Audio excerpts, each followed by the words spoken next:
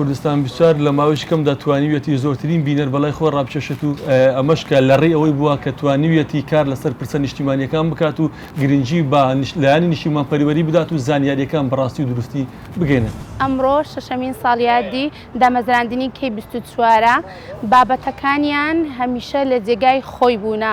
من بە بەردەوامی متابعەی ئەم کەناڵم کردووە لەبەرەوەی ڕاستگۆیانە دەدوێتن.